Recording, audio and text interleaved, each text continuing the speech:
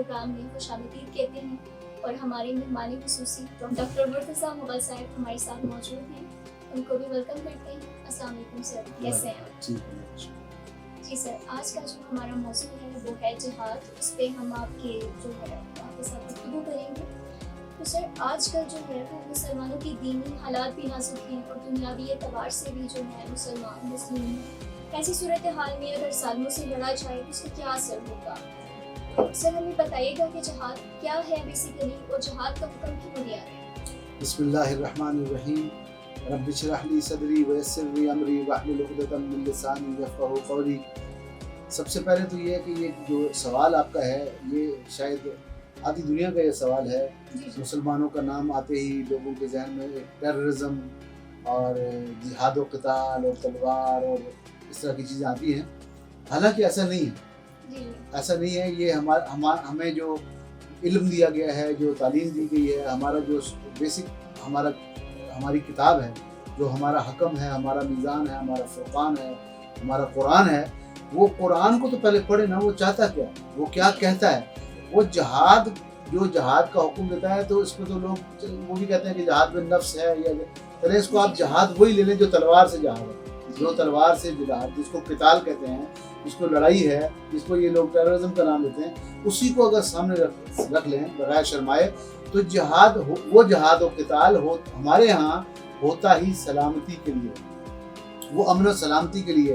यानी कि आप यूँ कह सकते हैं कि तलवार हम उठाते हैं जब मुसलमान, तो वो तलवार बेसिकली अमन के लिए उठाते हैं, वो फसाद के लिए तलवार हम हरगिज़ नहीं उठाते। और हम ये समझते हैं, हमारा गुमान ये है, हमारे बारे में फैला ये दिया गया है कि इस्लाम बढ़ाने के लिए और कुफ्र मिटाने के लिए हम तलवार उठाते और जिहाद, वो वाला जिहाद क़िताल करते। ऐसा बिल्कुल नहीं है।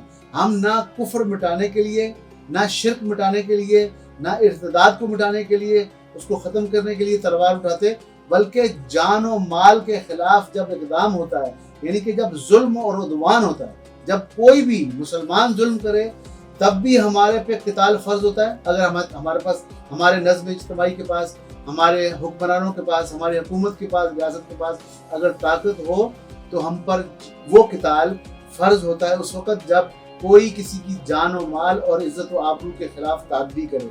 रियासत के, देखें ना, आपसे मैं अगर सवाल करूं कि रियासत के अंदर कोई जुर्म होता है, कोई चोरी करता है, कोई बदकारी करता है, कोई बड़ा कैपिटल फसाद फैलाता है, तो आप क्या करते हैं? हम करते क्या है? हम करते हैं वहाँ पुलिस का निज़ाम लाते हैं, पुलिस का निज़ाम लाते हैं, जजों को हम लाते हैं, एक प्रोसिक्यूशन अदलिया होती है, प्रोसिक्यूशन होती है।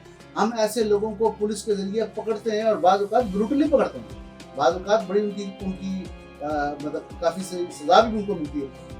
तो क्या ये अगर इसको देखा जाए, इस बात को कहा जाए तो क्या ये गलत है? कोई गलत नहीं।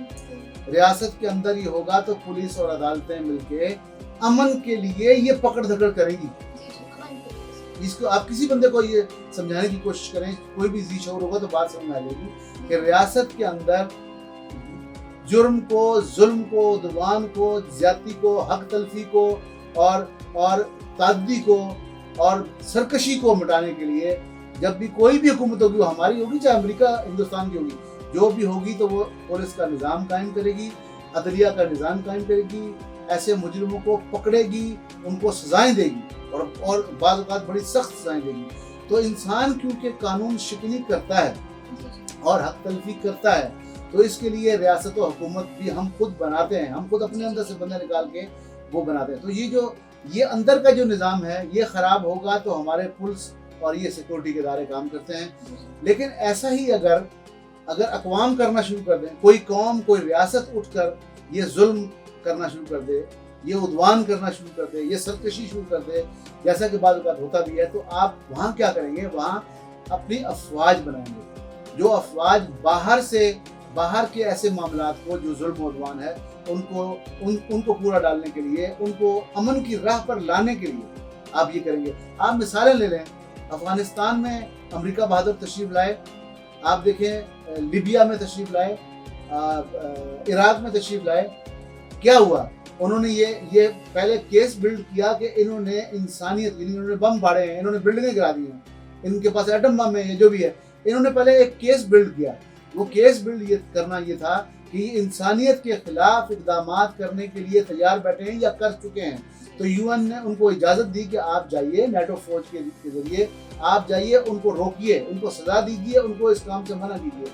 تو یہ جو جہاد و قتال آپ اور میں ڈسکس کر رہے ہیں, یہ جہاد و قتال تو امریکہ بھی کر رہا ہے, یہ اسی طرح کر رہا ہے. اگر ہمارے اس نظریے کو, قرآن کے اس نظریے کو ہٹا دیا جائے, چھوڑ دیا جائے, تو جو وہ کر رہے ہیں وہ بھی تو اسی نظریے میں کر رہے ہیں کہ ایک قوم نے ظلم کیا ہے, وہ صحیح ہے یا غلط بات کی بات ہے, لیکن ان کو پرمیشن کس بات میں ملی؟ ایک قوم نے ظلم و عدوان کیا, آپ جائیں ان کو روکیں ظلم سے اور سزا دیں. اور قرآن بھی بالکل ایسے ہی کہتا ہے. یعنی کہ جو چیزیں انسانیت کے خلاف کی جاتی ہیں, ان کی روک تھام کے لیے جو چیز کی جاتی ہے, یعنی کہ ظلم اور زیادتی اور سرکشی کے خلاف جو جنگ ہوتی ہے, جنگ, اس کو ہم جہاد و قتال کہتے ہیں اپنی زبان میں.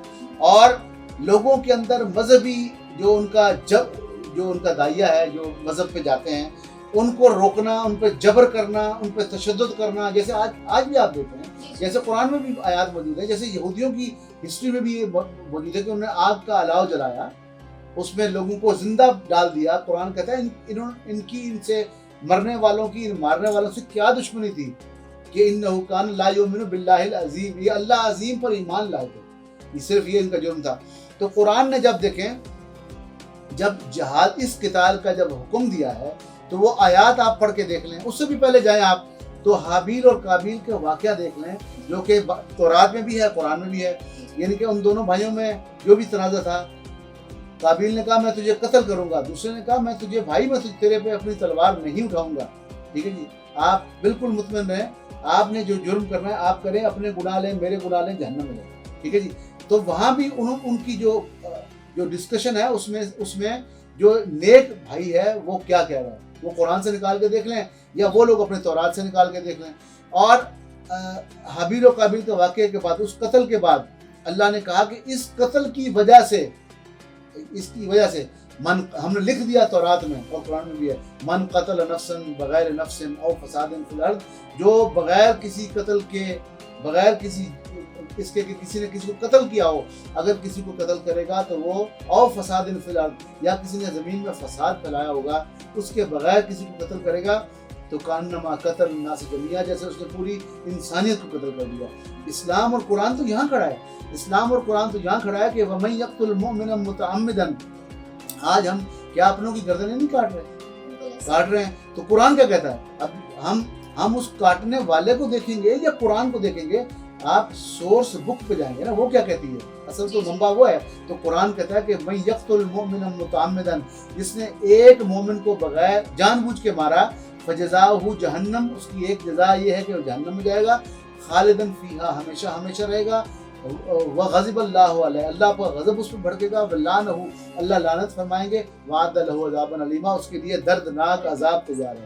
اور اس قتال کو, اس جنگ کو, اس کو یوں ٹرم لے لیں, جہاد و قتال چھوڑیں, اس جنگ کو جو مسلمانوں پر لازم کر دی اس کے قرآن نے, اس کے اللہ نے کہ کرو, اس جنگ کو جب فرض کیا تو آیات کیا ہیں؟ آیات یہ ہیں کہ اذن للذین یقاتلون بانہم ظلموا, ان پر ظلم ہوا تھا تو اللہ نے ان پر جنگ ان پر فرض کر دی, جاؤ جنگ کرو. اور اللہ اگلی آیتوں میں فرماتے ہیں, اسی میں جب یہ آیتیں آئیں فرض کی, جنگ فرض ہونے کی یا قتال فرض ہونے کی, اللہ فرماتے ہیں, اور بڑے غور طلب یہ آیات ہیں, وَلَوْلَا دَفْعُ اللَّهِ النَّاسِ بَعْضُهُمْ بِبَعْضٍ, اگر اللہ ایک لوگوں سے دوسرے لوگوں کو ہٹاتا نہیں رہتا ہے جی, تو کیا ہوتا ہے, لَهُدِّمَتْ صَوَامِعُ, تو خانقاہیں تباہ کر دیتے. یہ ایسے ہی ہوتا رہا ہے پہلے اور اب بھی ایسے ہی ہو رہا ہے. تو جو ظلم کرتے ہیں تو خانقاہیں تباہ کرتے, وَبَيَعٌ, اور گرجا گھر تباہ کرتے, وَصَلَوَاتٌ, اور عبادت گاہیں تباہ کرتے, اور وہ مساجد یذکر فیہا اسم اللہ کثیرا, اور وہ مسجدیں تباہ کرتے جو جس میں اللہ کا ذکر بڑا زیادہ کیا جاتا ہے.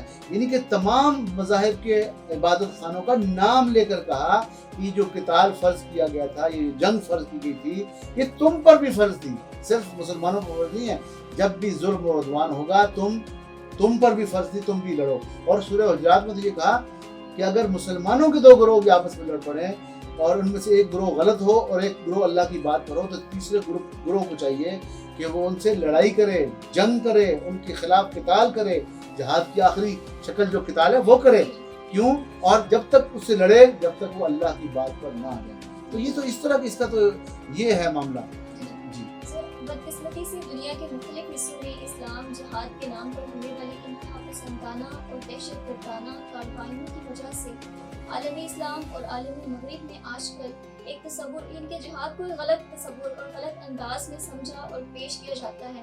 تو سر ہمیں بتائیے گا کہ کیا جو جہاد ہے یہ لڑائی جھگڑے کا نام ہے یا پھر جہاد جو ہے اس کا تعلق امن سے کیا ہے یا پھر نہیں، میں نے پورا آپ کو بیان کیا ہے کہ یہ غلط تاثر لے کے لوگ چلے ہیں.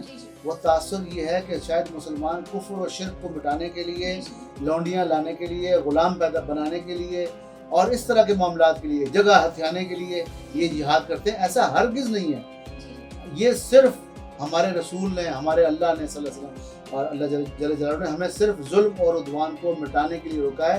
یہاں تک کہا ہے کہ برائی کو دیکھو تو ہاتھ سے روکو. کئی لوگ اس کے اوپر بھی وہ شاید آپ بھی سوال کر دیں کہ رسول جو آتے تھے وہ تو ہاتھ سے نہیں روکتے تھے، وہ تو تبلیغ کرتے تھے، بات بتاتے تھے، اینڈ پہ اللہ کی سزا آتی تھی. تو یہ ہمیں کیوں حکم دے دیا گیا؟ تو ہمیں جو وہ حدیث ہے من رآ منکم منکرن، جو تم میں سے برائی ہوتا دیکھے اس کو اپنے ہاتھ سے روکے. تو اس کے پیچھے ایک بریکٹ لگا ہوا ہے. وہ بریکٹ یہ ہے کہ اپنے دائرہ کار میں، اب حدیث پڑھیں گے تو صحیح ہوگا، اپنے دائرہ کار میں جب کوئی برائی ہوتا دیکھو اس کو اپنے ہاتھ سے روکو. اگر اس کی استطاعت نہ ہو تو اپنی زبان سے منع کرو، اور اس کی بھی نہ ہو تو اپنے دل میں برا جانو. اور ذالک اضعف الایمان، یہ کم سے کم ایمان کی نشانی ہے. تو وہ زمانے میں معزز تھے مسلمان ہو کر اور ہم خار ہوئے تارک قرآن ہو کر. بہت شکریہ سر. اسی کے ساتھ اپنی میزبان سے کو دیجیے اجازت. اللہ حافظ.